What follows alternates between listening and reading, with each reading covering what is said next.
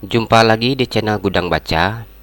Pada video kali ini kita akan membahas kepribadian, budaya, dan peradaban. Bagian pertama kita bahas kepribadian.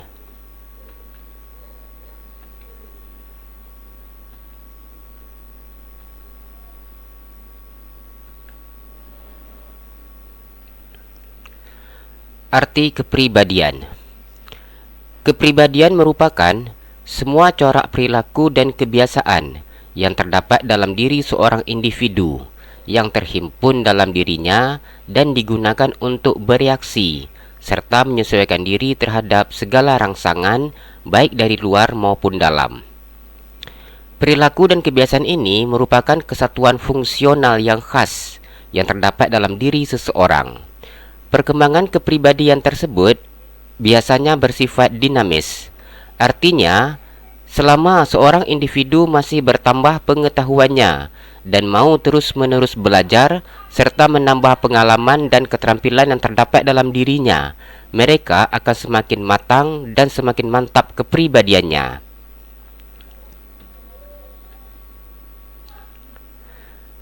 Pengertian kepribadian menurut para ahli.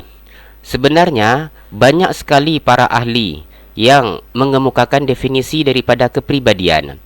Namun dalam video kali ini kita hanya mengambil dua, yaitu pendapat daripada Horton dan Kuncharaningrat.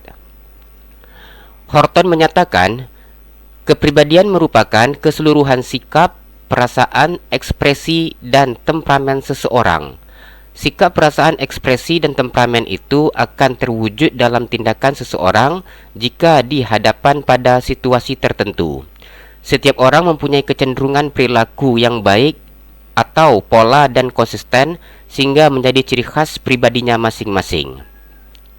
Sedangkan menurut Kuncharaningrat, kepribadian merupakan susunan unsur-unsur akal dan jiwa yang menentukan perbedaan tingkah laku tiap individu manusia disebut kepribadian atau personality. Unsur-unsur kepribadian. Unsur-unsur kepribadian ada tiga, yaitu pengetahuan, perasaan, dan dorongan. Yang pertama kita bahas dulu pengetahuan atau sains. Pengetahuan bersumber dari pola pikir yang rasional, berisi pemahaman dan pengalaman mengenai berbagai hal yang diperoleh dari lingkungan, baik melalui proses formal maupun informal. Unsur-unsur pengetahuan. Ada 5 unsur yang membangun suatu pengetahuan dalam diri seorang individu. Yang pertama adalah persepsi. Persepsi ini merupakan deskripsi seluruh proses akal dalam keadaan alam sadar atau konsius. Deskripsi sama dengan wujud asli daripada sifat manusia itu sendiri. Kemudian apersepsi. Apersepsi ini merupakan deskripsi baru dengan pengertian baru. Artinya hal-hal baru yang diperoleh oleh seorang manusia setelah melihat suatu kejadian tertentu. Pengamatan. Pengamatan ini menggambarkan yang lebih terfokus dan intensif yang diperoleh adanya pemusatan akal. Konsep. Konsep ini penggambaran abstrak tentang suatu objek dengan mengadakan suatu perbandingan. Jadi apa yang terpikirkan dalam pemikiran kita yang kita gambarkan secara abstrak terhadap suatu objek itu sendiri. Fantasi, yaitu penggambaran baru yang tidak realistis. Fantasi ini sama juga dengan bersifat khayalan terhadap suatu objek yang kita amati.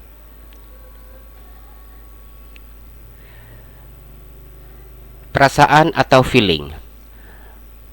Perasaan atau feeling adalah suatu kondisi yang ada di dalam kesadaran manusia yang karena pengaruh pengetahuannya, maka ia memberikan penilaian kepada suatu hal sebagai keadaan positif atau negatif. Tingkat perasaan. Ada 3 tingkatan perasaan, mulai dari yang terendah hingga yang tertinggi. Tingkat yang paling rendah adalah kehendak. Kehendak merupakan tingkat perasaan yang paling rendah, sifatnya subjektif, terdapat unsur penilaian. Jadi kehendak ini bersifat subjek atau apa adanya, serta kita akan menilai segala sesuatu itu secara apa adanya. Kemudian naik ke tingkatan yang kedua, iaitu keinginan. Keinginan ini suatu tindakan kehendak yang keras dan mengharapkan suatu pemenuhan. Sifatnya sudah ada suatu dorongan untuk berupaya memenuhinya. Jadi keinginan ini lebih kuat daripada kehendak, yang mana kita ingin memenuhi apapun keinginan yang ada dalam diri kita. Dan kemudian tingkatan teratas adalah emosi. Emosi ini suatu tingkatan kehendak atau keinginan yang keras yang menuntut pemenuhan secara mutlak. Sifatnya sangat keras. Segala upaya akan ditempuh untuk tercapainya suatu keinginan. Bahkan emosi ini juga kadang terbawa di alam bawah sadar dalam diri manusia, sehingga kadang pemenuhan emosi ini dilakukan juga tanpa kesadaran.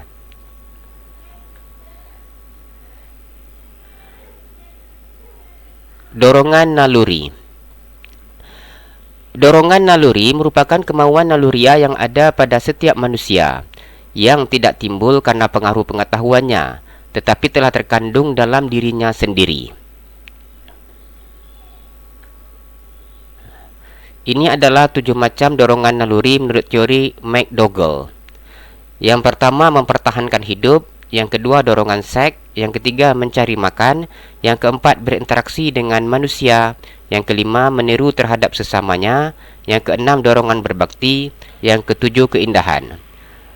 7 hal ini sering juga disebut dengan Introduction to Social Psychology, yang mana bisa Anda lihat dari 7 dorongan ini semuanya bersifat naluriah, atau semua telah terkandung dalam diri manusia manapun juga. Baik, terima kasih. Jumpa lagi di video yang berikutnya.